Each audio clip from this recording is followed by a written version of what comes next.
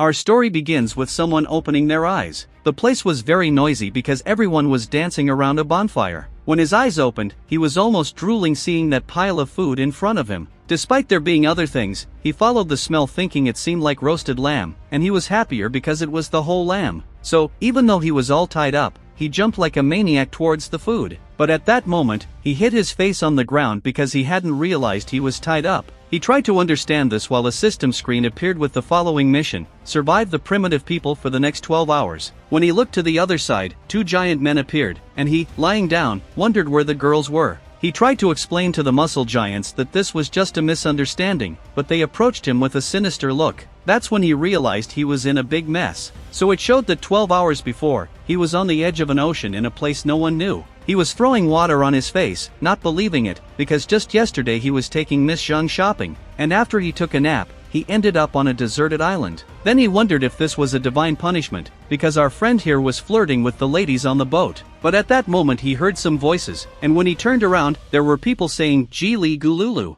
He wondered if it was cosplay, but the guys were coming Geely Gagba, and at the same time, the smallest one threw a bone spear that flew past his ear. That's when he realized there was no time to wait, so he ran for his life with the primitives chasing him. He left the guys in the dust, saying he used to be a runner, but he was foolish to look back as he took another spear passing by his waist. He ran while a mission appeared, telling him to survive. And then he ran, wondering what kind of mission this was. And this was the main mission: escape from the primitives for 12 hours. At that moment, the guy who was on the mountain launched another one aiming at the protagonist's back. And then, when he looked back, the thing came flying and hit him square in the neck. So he lost consciousness and ended up in this strange place. The screen appeared again, saying he completed the main mission and earned a survival package and a tribute. He smiled because at least he was alive and was trying to learn more about the system. With this point, he could distribute between physical, strength, speed, prestige, and technology. The other screen asked if he wanted to open the survival package. He answered yes and gained the ability to understand other languages and a survival book. But it didn't stop there because he even got an axe. The system said that once items are removed from the space, he can't put them back. And so, more information was added to his head, like survival and basic medicine. When the guy woke up, he was understanding what the primitive people were saying. So, he thought that civilization hadn't developed there, and therefore it would be like those games where you have to develop a civilization in a primitive world, pure and full strategy. Then, he added a point in strength and grabbed the axe from behind to cut the rope. When he managed to free himself, he already felt the strength spreading through his body. The giant wall-like guys were already watching, while the crazy one was standing there smiling. At the same time, they pulled the bone, saying, "I'll capture him, let's eat." "Hey, my princess, you're not going to escape." But he pointed the axe and asked how they dared to disrespect a deity. The big guy said he didn't know anything about that. So, confidently, he said, "I am a messenger from the heavens too." The giant let out a scream in the protagonist's ears and jumped up, holding his bone firmly. At that moment, the mission appeared, telling him to conquer the primitives and become the great leader. He saw the man coming towards him and thought about using his axe that splits mountains. At that moment, they collided the bone with the axe, and just with that the ground. If we stop to see the size that the... At the same time, the giant shouted, "How dare he break my bone?" Then, he ordered all the primitives to advance to capture the fugitive. So, he had to run, as the fight was not at all fair. One of them appeared with a wooden club from behind, and when he tried his luck, the protagonist just turned around, cutting with his axe. The guy fell to the ground while he stopped, saying that it ends here, because he will fight with everything and take these scoundrels to the grave with him.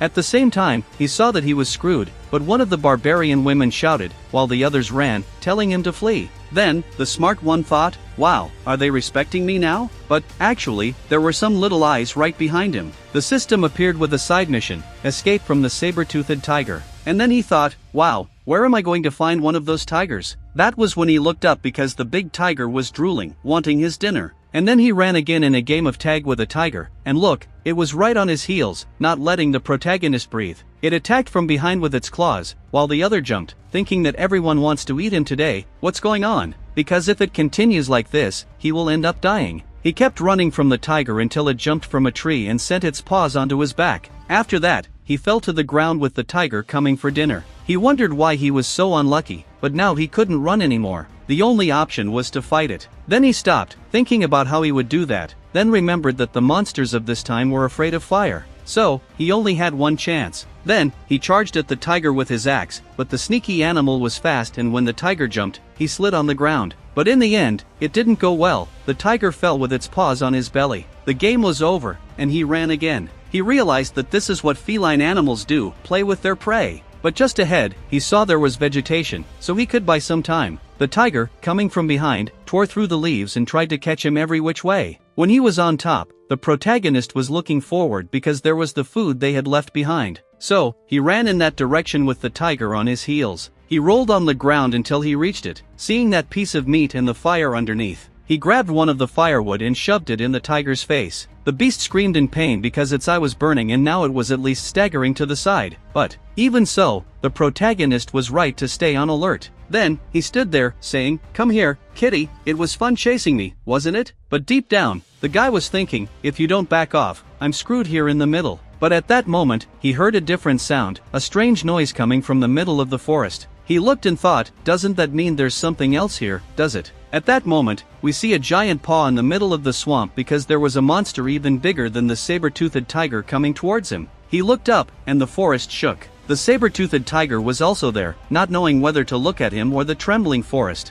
It even tried to talk to the protagonist, but at the same time ran away because it saw that there was going to be a problem nearby. The protagonist was left alone, thinking that the scoundrel still fled, but the system appeared saying that he completed the side mission and, in this way, he ended up gaining 2 more points. Then, he looked around the forest and thought that the sound was getting closer. He started running, adding a point in strength and agility, and thus his steps became faster. He was moving fiercely because, thanks to this agility point, he could walk in this forest just fine. Later, he was at the top of a cliff, and down below were the primitives. When he was up there, the big guy shouted, asking how he wasn't devoured by the saber-toothed tiger. But he raised his big axe, saying that, in his eyes, a tiger like that is just a mere kitten. The beast only fled after being humbly defeated by him. Then, he smiled, saying, "Admire me, you primitives." But there was no reaction, they just stood there looking, and he looked up until he saw another woman approaching. He asked what she was doing, but she hugged his legs, saying he was a benefactor who saved them all. They then showed their gratitude,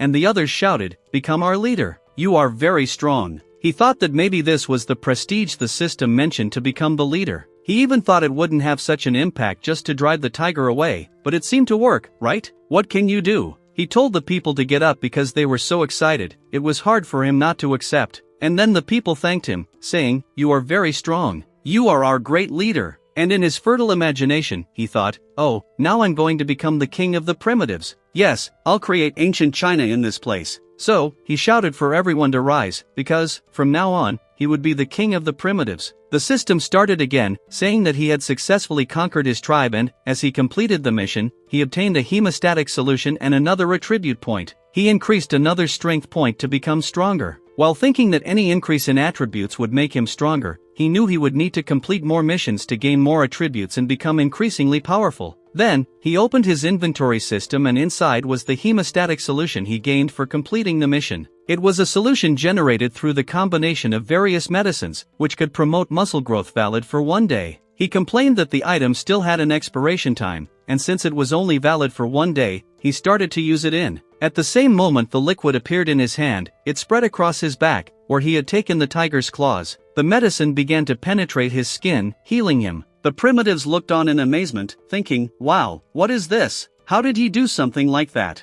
And then, the great leader said, "Oh, since you are injured, you can share the rest with them." The big guy shouted, telling the people that the king was so strong and kind. And he, there, said, "Of course, I will protect my people. That's right, my children." As he was now the king of the tribe, he needed to know the people. He started with the big guy, "Tell me your name, Wall." The big guy flexed his muscle and replied, "I am Chigu, the chief before you arrived, and the best in fighting." The other one over there is Agam, a hunter. There's also the bald one, Manhwa. That one has a powerful voice. And there's the third one, Huangshi, who has the greatest physical strength in the tribe. At that moment, someone touched him, asking if he was finished because now it was her turn. She introduced herself to her honorable king, "I am Dada. I am very good at throwing rocks and am also very resilient." With the size of her muscles, he thought Dada surpassed everyone in strength in the tribe. The protagonist thought she looked more like a secret boss than anything else. Then the next woman introduced herself, "I am Shosho, good at climbing trees to pick fruits." He said, "Ah, nice to meet you, Shosho.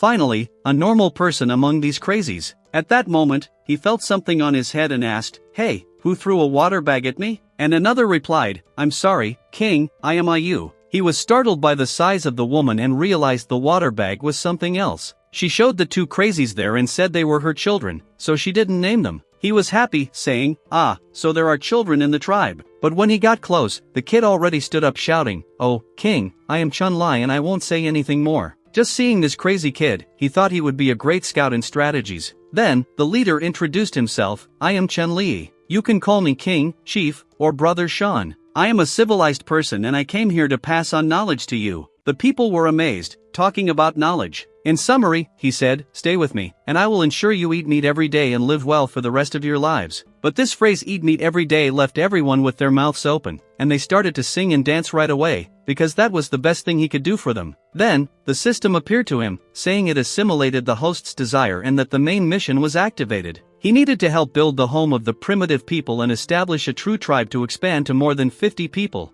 Then, another screen appeared, informing that, since the mission was activated early, an additional 3 days were granted. In other words, he had 18 days to accomplish this, along with a reward of 3 attribute points, plus a resource box and the rigid inheritance. Later, night fell as Chen, along with his tribe, took a nap on the jungle floor. He tried to sleep but got up because his belly was rumbling with hunger. He walked around looking for something to eat, but down there was even a woman with a giant tongue licking the bone while sleeping. Chen walked thinking they were brave since they slept without a watch. He thought about eating again and remembered that time when he fought the tiger. There was a big chunk of meat there. His head was split into 2 voices. One said that the monster that scared the tiger might still be there, while the other wanted to go straight to get some food. Since it was a waste of time thinking, he walked over there because the monster must have already left. He ran with his axe, walking through the forest until he saw total silence ahead and his meat over the fire. So, he approached, seeing other hunted prey on the ground. As he had become a king, he couldn't just think about his own belly. So, he took those bodies and tied them with a rope to take back. He ran through the silent forest again, but as he walked further ahead, he realized something was a bit different. That's when he took a tumble, falling down there along with his food. He fell on his butt, wondering where such a hole came from.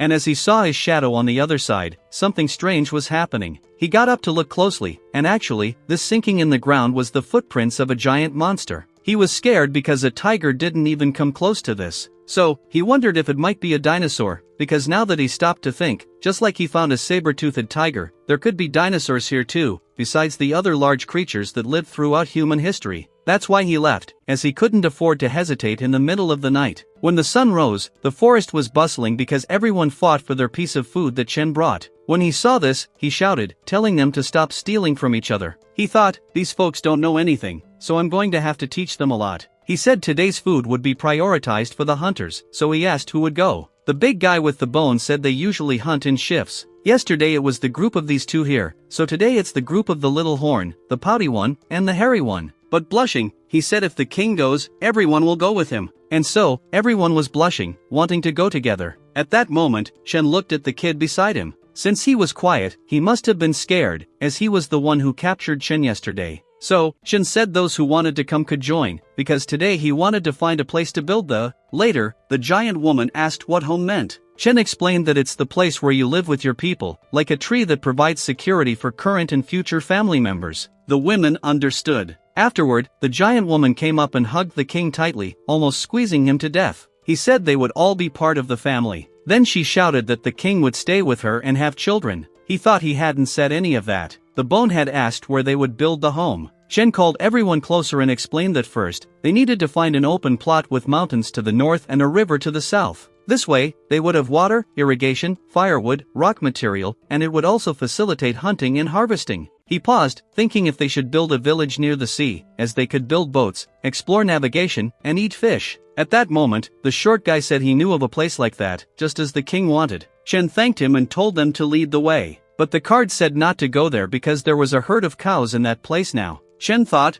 afraid of cows? They can serve us for food, milk, and use them as pack animals. So, he said it was decided, today their prey would be cows. He shouted for the brothers to grab their weapons because they were heading towards the new home. Ahead, they saw everything was normal, while the guy disguised as a chicken head said the area was safe. Shen stood up, saying they didn't need to be so cautious because he was strong and could face. The short guy said they would be able to see the herd when they reached the top of the mountain. So, they started climbing. The short guy told everyone to stay quiet, while Chen didn't understand why so much caution. He climbed up to look at the area, wondering if that was the smell of the sea. But a screen appeared in front of him, showing the map. The place they were in was perfect, close to the sea, the river, the forests, and the mountains. At that moment, the short guy pulled Chen, saying the herd of cows would notice him like that. Chen looked more discreetly and, with the survival manual, identified plants for stomachache, a dragon vine that could use sap for paralytic effect, a deciduous tree producing quality wood, a gray squirrel with delicious meat, and also a pincer wasp with a fatal sting. He asked where the herd of black cows was. The short guy pointed out they were in that small forest. They continued walking until the bend in the river. The short guy said they couldn't get too close, or they'd be discovered. Chen looked on, not understanding all this fear, since it was just a herd of normal cows. He saw ahead there were plants and a small animal. Then, turning around laughing, he asked if the short guy was mistaken. But at that moment, he anxiously told Chen to look up. When Chen saw the size of it, he panicked, as it was a big cow walking on 2 legs and looking sinisterly, nothing cute as he imagined. The system said this was a mammal of the Artiodactyla order, from the bovine family, which most of the time are territorial. In other words, they were screwed. One of them asked, "My Lord King, are we really going to hunt one of those?" "Of course," said Chen, all serious, ordering them to prepare an ambush. Meanwhile, he would check out the situation alone. Chen walked away, while the primitives thought he was the tough guy. But deep down, he was crying inside, not knowing what to do. From afar, he thought he could rely on his speed. He approached the cows, walking. He saw that just one arm of this cow was twice the size of his. "Imagine if I get punched by that." He looked at another cow eating grass and noticed there was a calf. He tried to approach, saying, "Hey little one, enjoying the tasty grass?" But as soon as she looked at him and he smiled, she started bellowing, making everyone in the forest look at Chen. The herd of cows and bulls all came running towards him. In the end, he had to run for his life once again.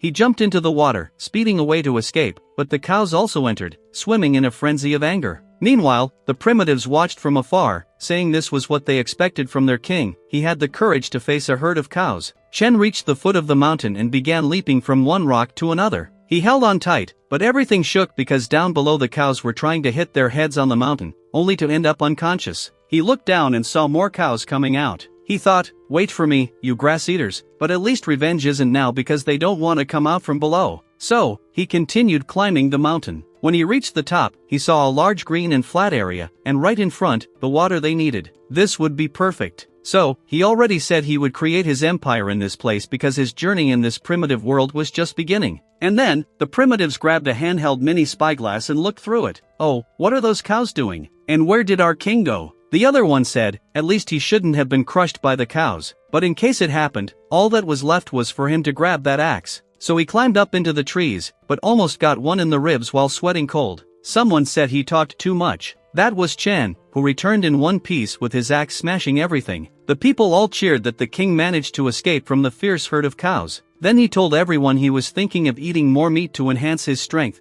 and asked if they would join him. The short guy said he couldn't fight, while another asked the king to show the way. But he, angry, said, "Wasn't it clear that you didn't answer yes or no?" In the end, everyone agreed to fight the herd, because he would teach them how to create powerful and worthy primitive weapons, as well as effective methods for a successful hunt. So everyone celebrated because they would defeat the black cows in 3 days. Meanwhile, the training began, folks. Chen chopped wood with his axe here and there, shirtless, showing off his muscles. The primitives themselves were wide-eyed watching all this. It was just one cut and the tree fell to the ground. The bonehead asked why he couldn't eat a tree this size, but in reality, it will be material to create weapons. So he told everyone to observe the creation process that will be the future of this humanity. He picked up, saying, "Oh, make a wooden stick about 2 meters long, sharpen the tip, and there you have a spear. And this is much better than attribute points." Just by making a spear, a message appeared saying he increased a point in technology. The problem is, he still doesn't know what technology points are for. And then he continues, saying that this is a pointed weapon that you use to stab or throw at the monster. Just by throwing it at the tree, it made a big hole there and the tree almost fell down.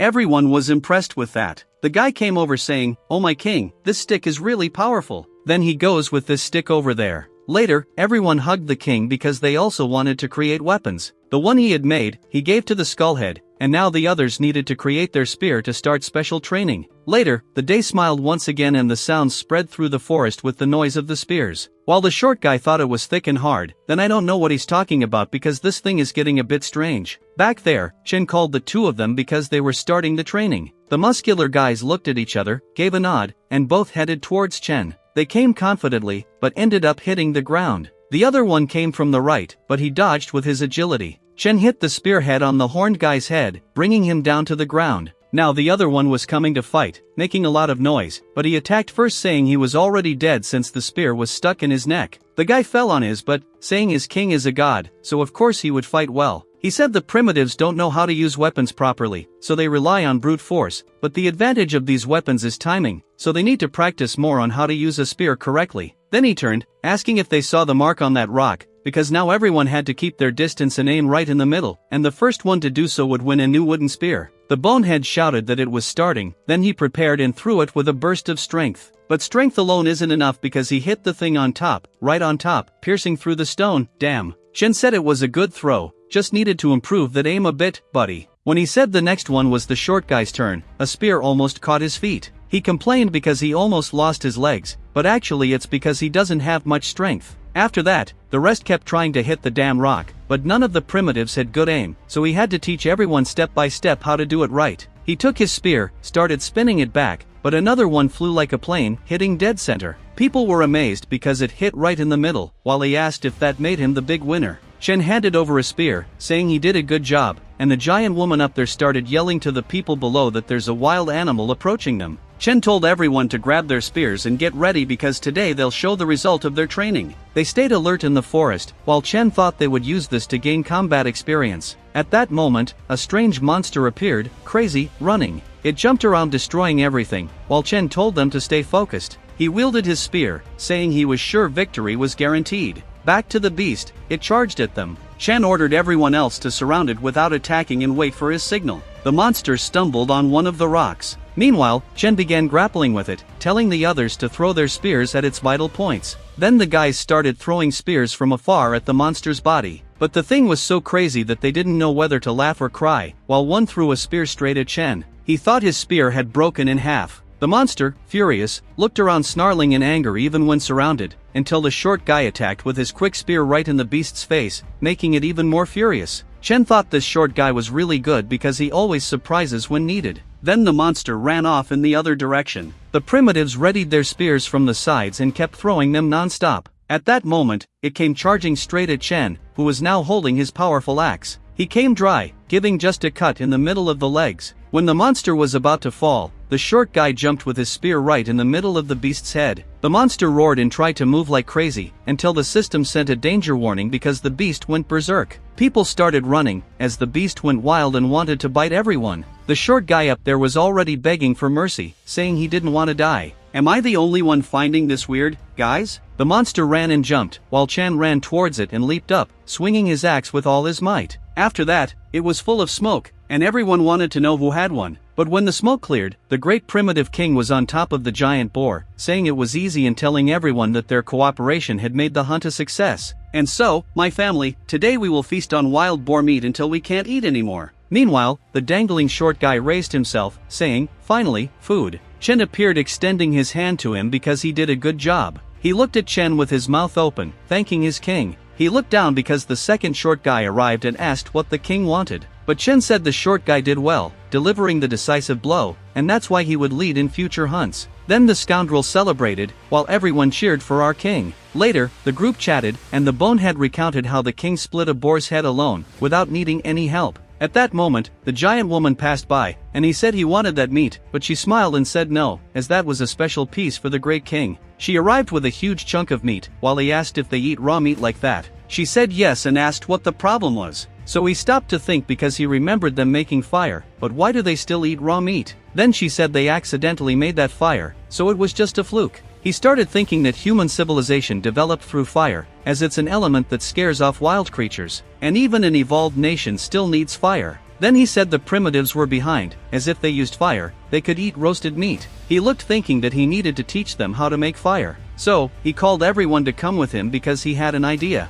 He saw a wooden stump on top of a log and, crouching down, told everyone to pay attention. with a stick and wood underneath. They should do this with their hands to make the stick spin because that's how the fire will come out. The people saw that, raising their hands because their king was indeed the god of fire. The bonehead shouted that their king was the most awesome in the world, but he, embarrassed, grabbed him by the head, telling him to stop shouting. Then the people up front began to see how fire worked. Meanwhile, for Chen, system screens were appearing. Inside, it showed his stats with an additional 10 points in technology. He even thought that earning this was easier than he imagined, because he noticed that technology increased with each new thing he brought to the primitive world, like fire and the spear. He clicked on the technology icon and it said that these points were used to identify rigid inheritances. For each identification, you use 10 points. He remembered the reward from the home mission, which was one of these rigid inheritances. He thought this seemed quite complex, as he needed points to understand it. At that moment, someone called Chen. The short guy said he heard the noise of hungry boars. Chen himself suspected they would appear, so he spent time searching until he found the boar piglets. Meanwhile, a new mission appeared: tame the beasts. He was to raise a boar piglet with the reward of a small chest and main recipes, so he wished to accept the mission. He pondered this mission to tame and called the short guy along with the giant woman, because their mission would be to bring back the piglets safely. And so, the mission to tame the beasts was accepted. The giant woman ran off with the little one in her arms because they were already returning. He watched that sighing, knowing the work didn't stop, and he would have to build a stable before they returned. Then, he arrived calling everyone, saying that after the meal, he would teach something new. And as the sun set and disappeared behind the mountains, the primitives arrived carrying pieces of wood, not understanding what it was for. But when they returned, everyone inside was working. The bonehead asked what they were doing. He said this was something the king taught, how to make durable straw ropes. The big guy himself tried, but had no idea how to do it. Meanwhile, Chen told him to stop the drama because he had other work for them to do. And then he began to insert the spear into various holes, forming a circle around. He taught the primitives to use the wood along with the rope to build a structure. They made something like a cross, interlacing the two and joining everything. The first structure was completed. When he finished with the straw, the system said a simple stable had been built. He was proud of his work with the rest of the primitives. But at that moment, a crowd rushed out and everyone pushed each other wanting to sleep inside the boar stable. He even slapped his hand on his face because a stable wasn't meant for that. At that moment, the two buds were coming back, and there seemed to be a bunch of them. The short guy told the king they rescued the piglets. The giant woman said there were 8 piglets in total and all arrived alive. He ordered them to put the piglets inside the stable they had built. At that moment, the bonehead jumped on his waist saying not to give that cozy home to the boar. Another one jumped in saying it was hard work to build it. But Chen, fed up, sent both of them away because later they would build an even more comfortable place out of wood. Knowing there would be a better place, they changed their minds, saying they didn't want the stable anymore. So, he continued instructing them to take the piglets inside. One of them asked, "But, my lord, weren't the boars our food? Now they've become our pets?" Chen replied, "That's intelligence, because by raising and breeding boars, we'll always have meat." The short guy was happy, and the other one was licking his lips to bite the little boars, but the tribe didn't quite understand this, but as long as they followed the crazy guy, things worked out in the end. Later, the system appeared informing that the mission to tame the boars was completed.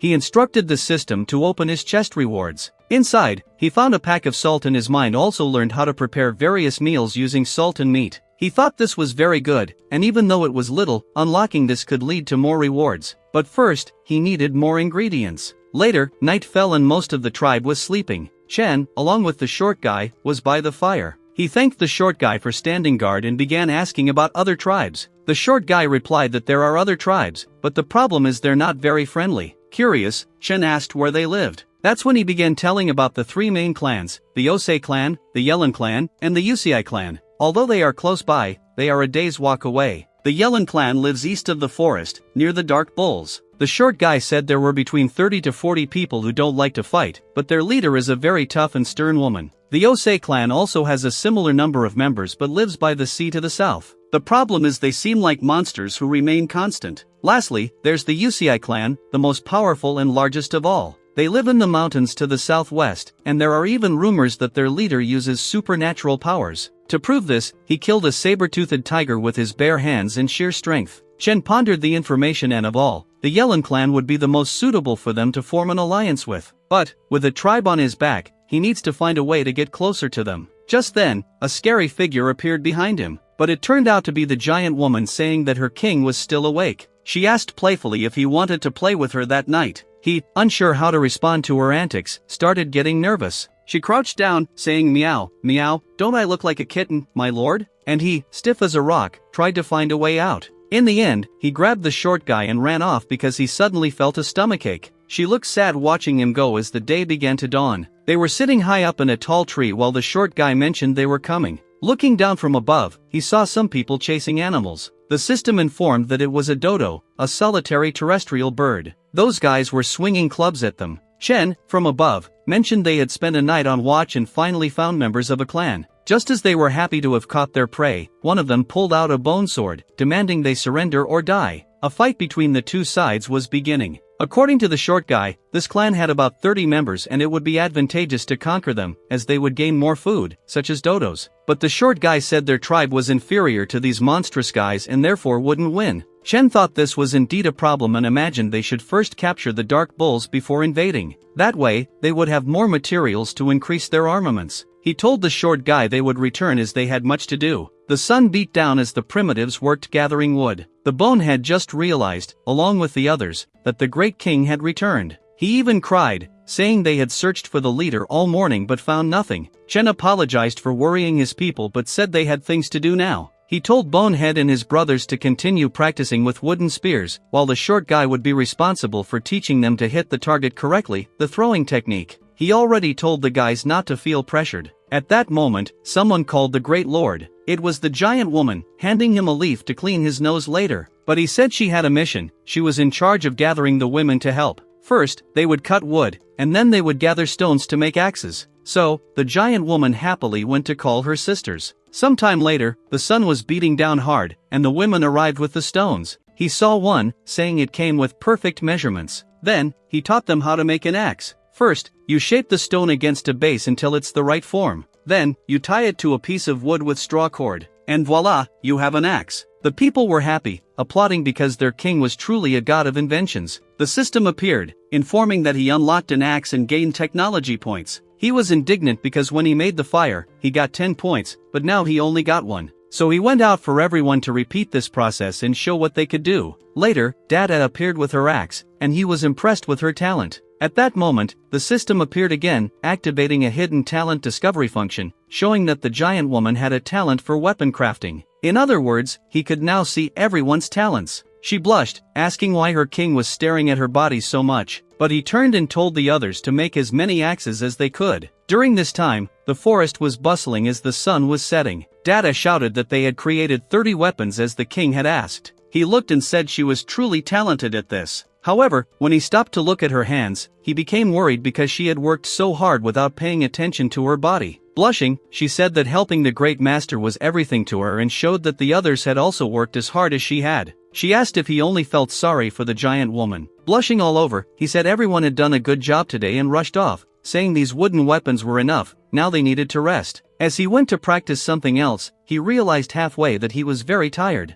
But he heard someone shouting, and a huge log came towards him. He barely dodged it, ducking his head because if it hit him, it would be complicated. He wondered who set up such a trap, but on the other side, he heard the short guy's voice telling them to set up another trap. At that moment, Chen arrived through the forest and said it was a good trap and he was pleased with the progress they had made. The short guy said they could now even counter a moving object. Chen could now see his talent, a master of the spear. He talked about the progress of the others. Luton, who hardly spoke, was the first to improve his skills, with 2 of them now able to throw 4 spears at once to hit the target. With this advancement, they plan to hunt the black cows the next day. Some are still afraid, but Chen reveals his secret weapon. The short guy was excited to hear about the secret weapon. Then, night was on the verge of the primitive world, while the sound of an axe hitting stone tirelessly could be heard. Chen was down there, hitting his axe, thinking there was still a long way to go. He remembered when he talked about the secret weapon. He showed some black paralysis leaves, so everyone should collect as much as possible because they could use it to put those mutant cows to sleep. At that moment, he heard a voice. It was Dada, the giant woman. She asked what he was doing so late at night, but what he had done was a stone mortar, and he gained technology points. He asked to call the other women because now they needed to crush the sunflowers and mix the paralyzing liquid to put on the tips of the spears. The horned head asked what they could do to help, but now the hunters just needed to rest well for the battle tomorrow. And so, the day dawned while he was up in the tree eating a skewer of meat. He thought the taste of it with salt was very good. At that moment, the giant woman shouted that the preparations were finished. Then, she threw one of the spears, which he caught in the air just in time. He said that now the women's job was to take care of the little ones and protect the camp because they were going to the mountains to hunt. The people were happy because, finally, the day of the cow hunt had arrived, and everyone was ready to enter this fight. Afterwards, the sky was clearing up and they were all on top of the mountains, observing the cows. Meanwhile, they said the king had provoked the cows down below and hoped nothing would go wrong because now the focus was to trust the king's plan. The short guy ordered everyone to be ready because there was movement by the river. The bonehead told everyone to hold their spears because if anything happened, they would be ready without fail. But before continuing, he showed what happened 10 minutes earlier in the forest. Chen saw the cows while hidden in the bushes. He thought that, like last time, there would be no problem escaping through the rocky mountain. So, he spotted one of the smaller cows because it would be easier to attract attention. He stealthily walked through the forest bushes, feeling his life was in great danger doing so. He threw several stones at the cow's head by the riverbank. He shouted from the other side that they were weak cows and couldn't do anything. At that moment, the monsters began to roar. He stood still while they all came in the same direction, crossing the river. He started running as the cows came with anger. They roared and he ran even faster so as not to lose his butt. He shouted to the primitives up there to attack all those coming behind. Chen dodged blows while up there they shouted, "Aim your spears well and prepare to shoot." Bonehead yelled and everyone attacked with their spears quickly, hitting the cows. Even so, they roared trying to catch Chen, but the short guy told them to be patient because the last one was on target. And so, one was hit in the neck, knocking down the first of the cows. Chen almost fell from up there because the others were banging their heads on the mountain, making everything shake. By a thread, he was about to fall, but Bonehead held his hand asking if the king was okay. He told his soldiers not to stop attacking because the poison hadn't taken effect yet, and so they all grabbed more spears and aimed at the cows below. Bonehead led them while Data asked if the king was hurt. But while all this was happening, he saw that Bonehead had a talent for commanding the troops, and rightfully so because everyone was attacking in a coordinated manner, meaning he was a worthy warrior. Later, he told the king that the cows had started to fall. Looking down below, many of them were on the ground, meaning the paralyzing effect had already taken effect. The short guy shouted from above that more black cows were coming, and so they began to cross the river. Chen thought this was faster than he expected but told them not to panic and to act according to the plan. The cows began to roar and try to move, but because of the paralysis, they were still struggling to move a leg. Chen ordered them to throw more spears, and they knocked down 3 at once. So if you want to see the continuation, don't forget to subscribe to the channel and comment on what you thought of the video. See you next time, guys.